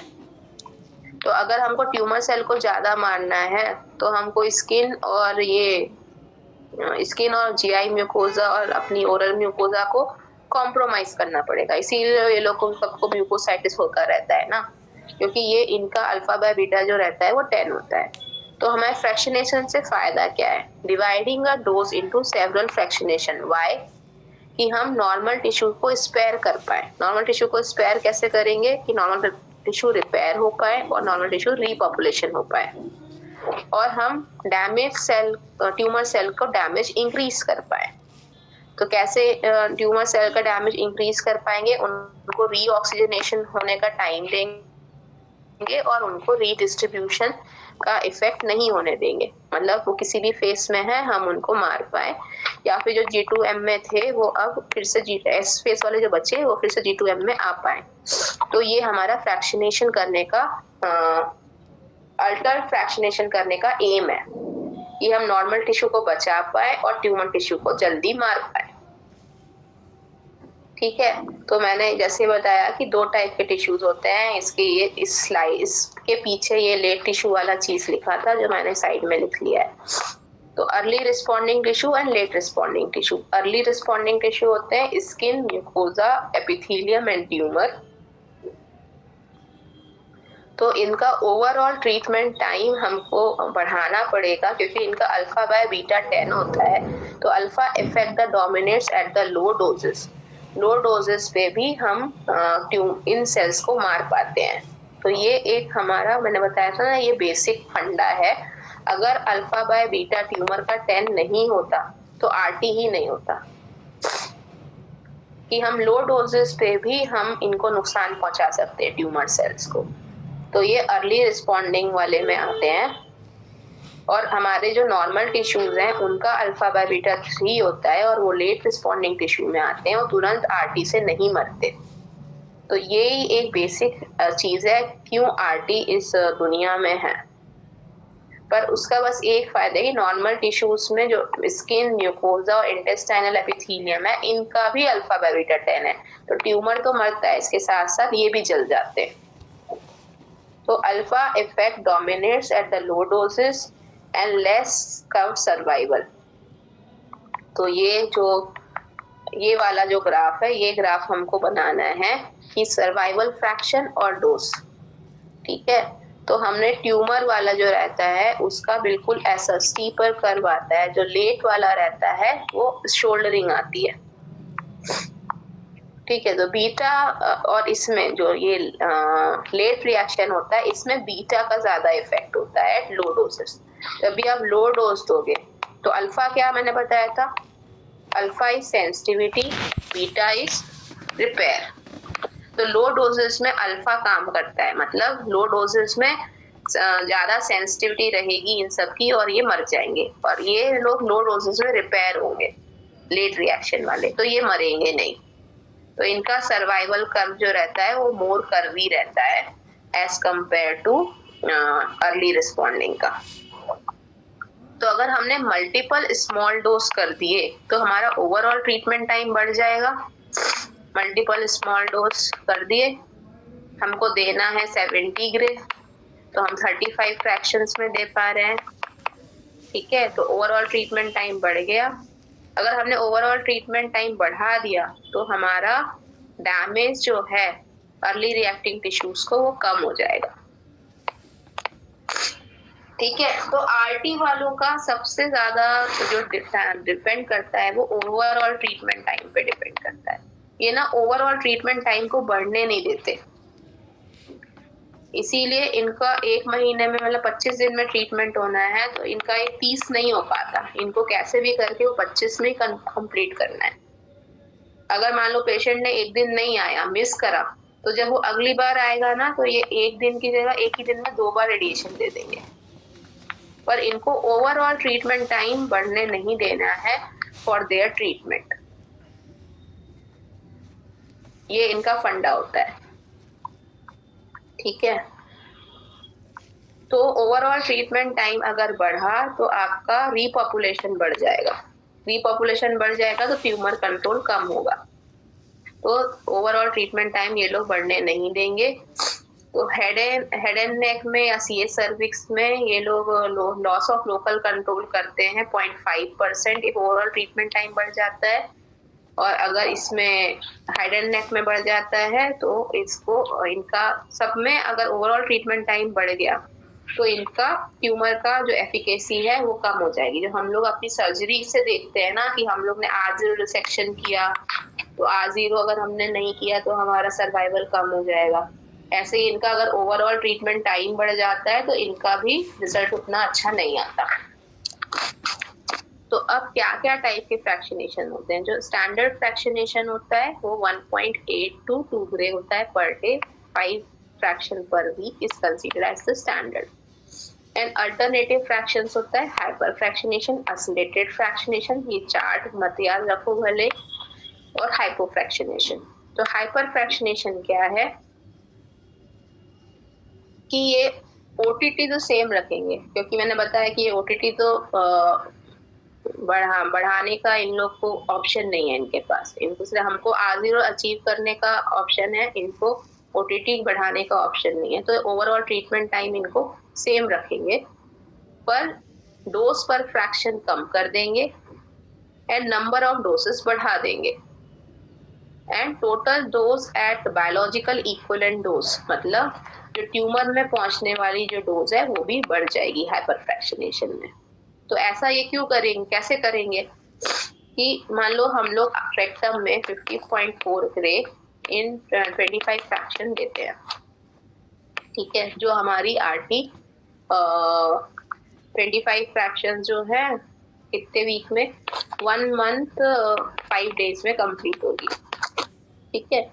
तो अब ये लोग क्या करेंगे, अगर अब इनको हाइपर फ्रैक्शनेशन करना है तो डोज कम भी कर सकते हैं, डोज पर फ्रैक्शन कम करेंगे पर नंबर ऑफ फ्रैक्शन इंक्रीज करेंगे, पर टोटल डोज बढ़ाएंगे, ठीक है। तो अब इनको 70.4 ग्रे देना है 1 मंथ एंड 5 डेज में।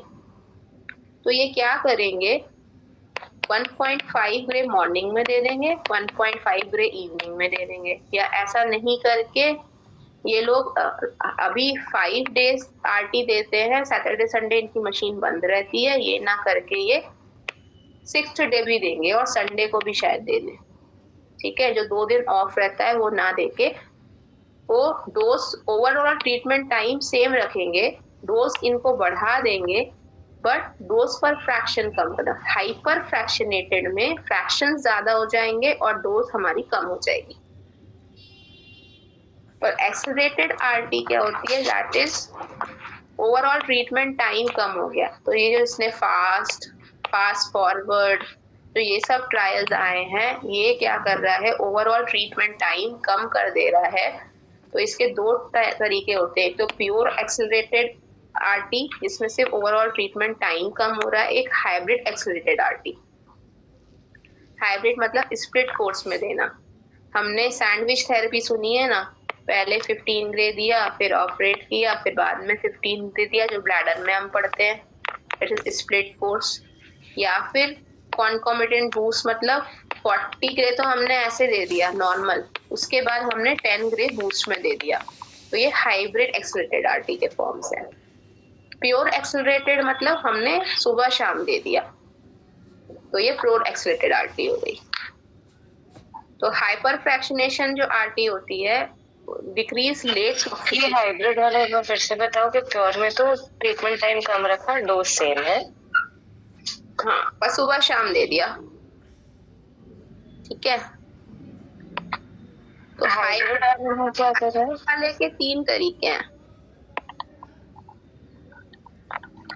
क्या क्या 3 तरीका है, ओवरऑल ट्रीटमेंट टाइम कम करा और डोज भी कम कर दिया। मतलब 40 ग्रे था 30 ग्रे कर दिया, और वो 30 ग्रे टोटल डोज कम कर दिया, तो ओवरऑल ट्रीटमेंट टाइम कम हो गया, ठीक है। दूसरा ये है स्प्लिट कोर्स। स्प्लिट कोर्स मतलब अभी 5 ग्रे 15 ग्रे दिया, फिर उसके बाद कुछ प्रोसीजर किया, फिर 15 ग्रे दिया, ठीक है। तो 2 पार्ट में डिवाइड कर दिया, और कॉन्कोमिटेंट बूस्ट है मतलब 40 ग्रे तो एक बार जो नॉर्मल दे रहा है वो 20 ग्रे तो अभी उसको 50 को कंप्लीट करने के लिए 5 दिन लगते और 40 ग्रे उसने दे दिया, 5 दिन उसको और लगते क्योंकि 2 ग्रे पर फ्रैक्शन वो लोग देते। तो वो जो 10 है वो उसने एक ही बार बूस्ट में दे दिया। ठीक है, तो इनका आधा जो है ना, आधा चीज तो नॉर्मल जैसा कर रहे हैं वैसे ही कर रहे हैं, उसके अलावा उसके जो बाकी के 5 दिन को कंपनसेट करने के लिए इसने बूस्ट इकट्ठा 10 एक साथ एक ही जगह पे दे दिया। तो ये कंकमिटेंट बूस्ट, ये हाइब्रिड एक्सेलेरेटेड आरटी है। तो प्योर एक्सेलेरेटेड आरटी होगी कि वो लोग वही डोज सुबह शाम देंगे या फिर पूरे 7 दिन दे देंगे। ठीक है, लिख देना यार थोड़ा, अभी अपने ज्यादा कॉन्सेप्ट समझने की जरूरत नहीं है, हमको बस एग्जाम में आए तो पन्ना खाली नहीं छोड़ना है। ठीक है, हाइपर फ्रैक्शनेशन में क्या होगा? हाइपर फ्रैक्शनेशन में हमने पढ़ा था कि ओटीटी सेम रहेगा, डोज कम हो जाएगा, नंबर ऑफ फ्रैक्शंस बढ़ जाएंगे। तो नंबर ऑफ फ्रैक्शंस बढ़ जाएंगे तो लेट टॉक्सिसिटी जो होगी वो इसमें कम होगी, रिडिस्ट्रीब्यूशन और रिपेयर होने का उनको सेल्स को टाइम मिलेगा, ओटीटी सेम होगा और ट्यूमर कंट्रोल भी सेम होगा क्योंकि हमारा ओटीटी सेम है। तो इनका ओटीटी सेम होना इज वेरी इंपॉर्टेंट। अब इनके ट्रायल्स, तो जितने भगवान की श्रद्धा भक्ति हो, हेड एंड नेक में इनके अल्टरेट फ्रैक्शनेशन के ट्रायल में मेरे को लगता है कि एक मार्च मेटा एनालिसिस, हमने मैकेंसी का पढ़ा ही था, तो एक मार्च मेटा एनालिसिस लिख देंगे कि इसमें अल्टरेट फ्रैक्शनेशन में इसने बोला कि अच्छा रोल है। फिर ब्लैडर कैंसर का मैंने बताया था कि वो हम लोग का sandwich therapy, try modality treatment होता है ना, जो एक ब्लैडर प्रिजर्वेशन प्रोटोकॉल होता है, वो इसी अल्टरेट फ्रैक्शनेशन से चलता है। फिर लंग में पीसीआई देने के लिए स्मॉल सेल और एक इंटर ग्रुप स्टडी थी, उसने अल्टर फ्रैक्शनेशन बताया था। तो बस head and neck, bladder, lung, और हम चौथा एग्जाम्पल 5वां लिख देंगे ब्रेस्ट। ब्रेस्ट में क्योंकि एबीपीआई और ये fast forward, ultra fast forward, ये सब इसी में काम करते हैं, तो ये लिख देंगे। फिर एक्सेलरेटेड फ्रैक्शनेशन क्या होता है कि हमें ओवरऑल ट्रीटमेंट टाइम कम कर दिया, दैट इज एक्सेलरेटेड फ्रैक्शनेशन। तो बेटर ट्यूमर कंट्रोल, जब हम ओवरऑल ट्रीटमेंट टाइम कम कर देंगे तो हमारा लेट टिश्यू इफेक्ट नहीं आएगा, थेरापेटिक गेन बहुत ज्यादा होगा। डिक्रीज ओवरऑल ट्रीटमेंट टाइम करेंगे तो हमारा जो अर्ली रिएक्टिंग टिश्यूज है ना वो बहुत ज्यादा मरेंगे। ट्यूमर तो मरेगा, उसके साथ साथ जब भी ट्यूमर ज्यादा मरेगा तो उसके साथ साथ अर्ली रिएक्टिंग टिश्यूज जो होंगे, तो ये कंजर्वेटिव मैनेजमेंट से हम लोग ठीक कर लेंगे। पर इसलिए इनका एक क्राइटेरिया है कि 12 ग्रे पर वीक से ज्यादा हमको डोज नहीं देना है, 12 ग्रे पर वीक से ज्यादा डोज हमको नहीं देना है, चाहे हम एक्सेलरेटेड दे चाहे हम नॉर्मल दे, हमको 12 ग्रे पर वीक से ज्यादा अगर हम डोज देंगे तो हमारे अर्ली रिएक्टिंग टिश्यूज पूरे जल जाएंगे। तो प्योर एक्सेलरेटेड और हाइब्रिड एक्सेलरेटेड, हाइब्रिड एक्सेलरेटेड मतलब मॉर्निंग इवनिंग, और प्योर एक्सेलरेटेड मतलब 5 दिन पर वीक देते हैं, 6 या 7 दिन पर वीक। तो ये ढाका प्रोटोकॉल था, ये इसने यही बताया था कि अगर आप हेड एंड नेक के कैंसर में 5 डेज पर वीक की जगह अगर 6 डेज पर वीक देते हो तो आपका रिजल्ट अच्छा आएगा। पर ये लोग तो 5 डेज पर वीक ही देंगे बिकॉज इनको 2 दिन मशीन रिपेयर करनी है, टेक्नीशियन उसको चेक करेगा आके, 6th डे और 7th डे संडे सबकी छुट्टी है। तो 6 डे पर वीक देने से ज्यादा अच्छा रिजल्ट आता है, ये प्योर एक्सेलरेशन है। हाइब्रिड एक्सेलरेशन मतलब मॉर्निंग इवनिंग सुबह शाम ऐसे करके। तो अगर सबके एग्जाम्पल्स में ये RTOG 9003 वाला ट्रायल लिख देना बिकॉज इसने सब टाइप के फ्रैक्शनेशंस एक ही स्टडी में कंपेयर किए हैं, RTOG 9003। तो RTOG 9003 यहाँ पे भी है, RTOG 9003 यहाँ पर भी है, तो हर जगह पे यही लिख देना। अब बताओ कुछ डाउट है? हो गया?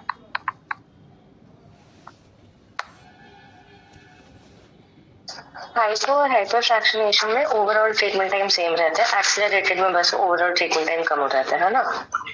ओवरऑल ट्रीटमेंट टाइम बढ़ेगा कभी भी नहीं, जैसे हमारा नहीं तो वो उनका R1 हो जाएगा, वो उनका R1 हो जाएगा। तो कोई भी कंडीशन हो वो अपना ओवरऑल ट्रीटमेंट टाइम नहीं बढ़ा सकते।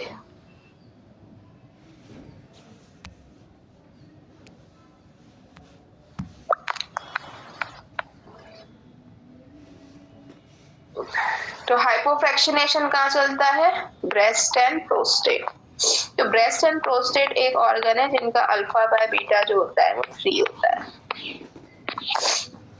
ठीक है, पूरे ऑर्गन में यही एक ऑर्गन है, इसीलिए यहाँ पे हाइपोफ्रैक्शनेशन काम करता है। हाइपोफ्रैक्शनेशन और कहीं काम नहीं करता। तो हाइपोफ्रैक्शनेशन में ओवरऑल ट्रीटमेंट टाइम भी बढ़ रहा है, टोटल डोज भी कम हो रहा है और ट्यूमर कंट्रोल पुअर हो रहा है, पर डेट टॉक्सिसिटी ज्यादा हो रही है।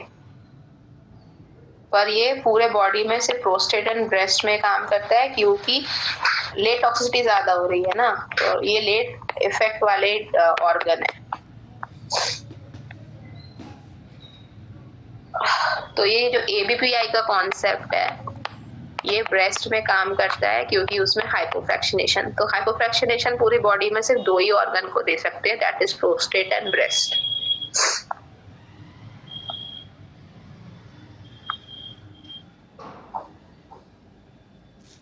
तो क्या क्या एडवांटेज हुए डोज के? नंबर ऑफ हाइपोक्सिक सेल्स जो रहेंगे वो डिक्रीज हो जाएंगे, decrease number of tumour sales.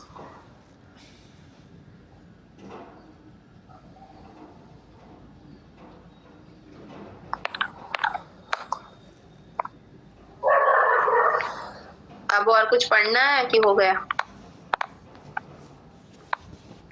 SBRT और वो पढ़ लो, बस दो पढ़ लो, वो आ सकता है, छोटा भी इतना बड़ा नहीं है। SRS, तो SBRT क्या है? SBRT is a method of providing high dose radiation to extracranial target in the body। तो SBRT और SRS में क्या डिफरेंस है? SRS ब्रेन में देते हैं और ये ब्रेन के बाहर देते हैं। तो एक्स्ट्राक्रेनियल टारगेट को जब हम हाई डोज देते हो तब वो SBRT होता है, अगर आप ब्रेन को देते हो तो वो SRS होता है। ठीक है, तो SBRT की मशीन अलग होती है और SRS की मशीन अलग होती है, इनकी हर चीज की मशीन अलग होती है। तो using a small number of fractions, मतलब बहुत कम फ्रैक्शंस, ये लोग 5 फ्रैक्शंस में ही खत्म कर देते हैं SBRT। ठीक है, small number of fractions, less than 5 fractions में ही खत्म कर देते हैं पूरा RT। तो इसके इंडिकेशंस क्या होते हैं? हमने अभी SBRT हम लोग लंग में करते हैं, इसमें अर्ली कैंसर में। उसके 2 ट्रायल हैं, एक स्टार्स ट्रायल, एक रोजल ट्रायल, और 3 RCTs अभी चल रहे हैं। तो वो क्या बोलता है कि T1 कैंसर या T2 कैंसर को हम SBRT और सर्जरी को कंपेयर कर रहे हैं। तो ये 2 ट्रायल तो हम लोग पता है कि non small cell lung cancer में देते हैं। मेडिकली इनऑपरेबल पेशेंट है, हम उसको ऑपरेट नहीं कर पा रहे हैं और छोटा लीजन है तो हम उसको SBRT दे देंगे। वही मेडिकली इनऑपरेबल या हायर सर्जिकल रिस्क, तो और पेशेंट सर्जरी कराना ही नहीं चाहता तो भैया उसको बोलो कि तुम पैसा खर्च करो और SBRT करवा लो, तुम्हारा नई सर्जरी करवा रहा है तो पैसा खर्च करो। ठीक है, तो single well defined less than 5 centimetre, जिसका परफॉर्मेंस स्टेटस उतना अच्छा नहीं है, पुअर लंग फंक्शन है, एज मोर देन 75 ईयर है, ऐसे पेशेंट जो सर्जरी टॉलरेट नहीं कर पा रहे उन पेशेंट्स को हम SBRT करेंगे। ठीक है, तो हमको ये रेडिएशन के एग्जाम्पल नहीं लिखने हैं, उन्होंने कितनी डोज कितनी देनी है वो हमें नहीं जानना है, हम हमारे ये वाले ट्रायल लिखेंगे, रोजल, स्टार्स एंड एक्कोजॉक Z499। ये 3 ट्रायल्स हैं जिन्होंने कंपेयर किया SBRT वर्सेस लोबेक्टमी, एंड दोनों में पेशेंट उतने रिक्रूल नहीं हुए, पर दोनों ने बोला कि कोई सर्वाइवल डिफरेंस नहीं है एंड कंपेरेबल रिकरेंस है अगर हम SBRT देते हैं। तो अभी की जो हमारी ट्रीटमेंट चार्ट है वो ये बोलता है कि मेडिकली इनऑपरेबल अगर पेशेंट है, T1 T2 का है, तो आप उसको SBRT is a alternating treatment for them for lung. ठीक है, तो कन्वेंशनल RT और SBRT के ट्रायल है चीजल, लस्ट एंड स्पेस। तो SBRT हमको स्पेस में ले जाता है, अगर सब याद ना रहे और बहुत चीजी है तो चीज। तो ये 2 ट्रायल के नाम लिख देना, SBRT स्पेस। उसने बोला कि अगर हम SBRT देते हैं तो OS और PFS में कोई डिफरेंस नहीं है। तो कॉम्प्लिकेशन क्या है SBRT का, इतना ज्यादा रेडिएशन एक ही साथ दे दोगे तो chest wall toxicity, pneumonitis, skin toxicity, central airway. तो पहले क्या था कि सेंट्रल जो ट्यूमर्स रहते थे that is less than 2 centimetre from the mediastinal structures, तो उसमें पहले ये कॉन्ट्रा इंडिकेट होता था। पर अभी कुछ इमेजिंग की टेक्निक्स इंक्रीज हो गई हैं तो अभी ये कॉन्ट्रा इंडिकेटेड नहीं बचा है। तो सेंट्रल एयरवे टॉक्सिसिटी होती है, ईसोफेजाइटिस है, स्ट्रक्चर हो जाएगा, वस्कुलर इंजरी हो जाएगी, एन्यूरिज्म वगैरह हो जाएगा।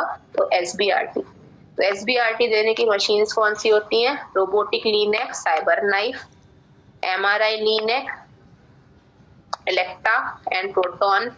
देने वाला SBRT होता है IMPT। ठीक है, तो ये हो गया। इसके बाद आ जाओ ये SRS क्या है कि हमको ब्रेन में देना है, तो ये प्रिसाइज मैपिंग करता है। इसकी टेक्निक्स जो होती हैं वो बहुत अच्छी होती हैं और ब्रेन और स्पाइन में सिंगल फ्रैक्शन या फ्रैक्शनेशन 2 से 5 फ्रैक्शन में हम जाके एक्यूरेट बीम प्रोड्यूस करते हैं। एक्यूरेट बीम डिलीवरी इंडिकेशन क्या है? Trigeminal neuralgia, meningioma, pituitary tumour, acoustic schwannoma. ठीक है, तो ब्रेन के ट्यूमर्स या ब्रेन मेट्स को भी हम लोग ट्रीट करते हैं, ग्लायोमा, स्पाइनल ट्यूमर्स, तो ये सब में ये काम करता है। तो ये गामा नाइफ इसकी मशीन होती है, tool for SRS is gamma knife. तो अगर गामा नाइफ पे क्वेश्चन आता है तो भी आपको SRS ही लिखना है। तो ये रेडिएशन डिलीवरी को क्या करता है, से 200 रेडिएशंस को मिला के एक पॉइंट जैसी बीम में कन्वर्ट कर देता है। ठीक है, तो ये 201 इनका नंबर है। Radiation delivery using large number of multiple focused gamma rays. तो कितनी गामा रेज है? 201 गामा रेज है to target intracranial target highly precision. तो वही शार्प डोज ऑफ, मतलब उसने जहां पहुंचना था वहां तक पहुंचा, उसके बाद शार्प फॉलोअप होता है ताकि वो बाकी जगहों को नहीं मार पाए। तो एक लेजर बीम की तरह काम करता है, जाता है अपने टारगेट ऑर्गन को मारता है और वापस आ जाता है। तो स्टीरियोटैक्टिक फ्रेमवर्क होता है, तो एक स्टीरियोटैक्टिक मोबाइल फ्रेमवर्क रहता है, यहाँ पे पेशेंट के सर को डालते हैं वो लोग, ठीक है, और उसके बाहर वो नहीं जा सकता रेडिएशन। तो कोबाल्ट 60 रेडियो एक्टिव होता है, इसकी एक गैंट्री होती है, कॉलीमेटर होता है, एक स्टीरियोटैक्टिक हेड फ्रेम होता है, एक इमेजिंग की टेक्निक इनकी CT MRI होती है। तो 201 गामा रेज को हेमी स्फेरिकल एरे में देते हैं ये लोग, और वो जाके ब्रेन के, जैसे कि ये हेमिस्फेरिकल एरे है, 200 रेज आई और यहाँ पे हमको मारना है, तो यहाँ पे सब जाके मिल जाएंगी। ठीक है, एक फोकल बीम बना लेती है, फोकल बीम बना के वो प्रिसाइज एरिया को जाके मारती है। तो ये नॉन इन्वेसिव टेक्निक है, हाईली प्रिसाइज है, सिंगल फ्रैक्शन आउटपेशेंट प्रोसीजर है। डिसएडवांटेज क्या है कि ये लेस देन 3 सेंटीमीटर ट्यूमर को ही मार पाती है और हमको ऑर्गन एट रिस्क से ये अवे होना चाहिए। मतलब मान लो इन लोग का CNS का ऑर्गन एट रिस्क होगा हाइपोथैलेमस या कुछ भी, तो वो ऑर्गन एट रिस्क से ये अवे होना चाहिए, तभी हम इतना कर पाएंगे। तो ये वाला डायग्राम बना लेना कि यहाँ पे कोबाल्ट 60 का सोर्स लगा है, ये एक हेड बीम की गैंट्री है, इसमें एक हमने ये बेल्ट रखा हुआ है, फ्रेम रखा हुआ है। वो फ्रेम पेशेंट के हेड को हिलने नहीं देता, क्योंकि हमको प्लान करके प्रॉपरली उस जगह पे ही, यहाँ ट्यूमर है तो यहीं फोकस करना है, तो ये हेड फ्रेम उसको स्टेबल रखता है। तो एक काउच होता है, इनर कॉलीमेटर हेलमेट होता है, बहुत ज्यादा महंगा है, लिमिटेड अवेलेबिलिटी है और एक्स्ट्रा क्रेनियल सोर्स में ये काम नहीं करता, ये सिर्फ हेड में ब्रेन में ही काम करता है। तो ये SRS है, ये थी गामा नाइफ। अब साइबर नाइफ क्या है? साइबर नाइफ रोबोटिक रेडियोथेरेपी है। ठीक है। रोबोटिक रेडियोथेरेपी है, ये भी हाईली प्रिसाइज है, ये रोबोटिक्स और रियल टाइम से चलती है। तो अब इसमें जो ये हेलमेट चाहिए था ना, ये हेलमेट की इसको जरूरत नहीं है। तुम पेशेंट को लिटा दो, पेशेंट का इमेजिंग देख देख के वो अपने आप ढूंढ ढूंढ के मार देती है। तो ये रोबोट करता है कि रियल टाइम इमेज लेती रहती है, वो जहां जहां पेशेंट का ट्यूमर है वहीं उसकी रेस जाती है। आपको पहले से हेड को स्टेबल करने की जरूरत नहीं है और आपको आगे से टारगेट करने की जरूरत नहीं है। अगर पेशेंट अपना सिर हिलाएगा तो इसकी बीम्स अपना पाथ बदल लेंगी। तो ये highly precise cyber knife robotic radiotherapy है, जिसमें रोबोट और रियल टाइम को मिला के imaging, multiple areas and beam shaping हो गई है। एंड एक्सरे बेस्ड लीनेक होता है ये भी, पर इसकी फ्लेक्सिबिलिटी होती है। तो मैंने बताया अगर पेशेंट अपना सर हिलाएगा तो इनकी बीम की भी रास्ता बदल जाएगा। तो इनको कोई हेड फ्रेम की जरूरत नहीं होती। ठीक है, इनका नाम होता है peacock system, cyber knife, Novalis, X knife.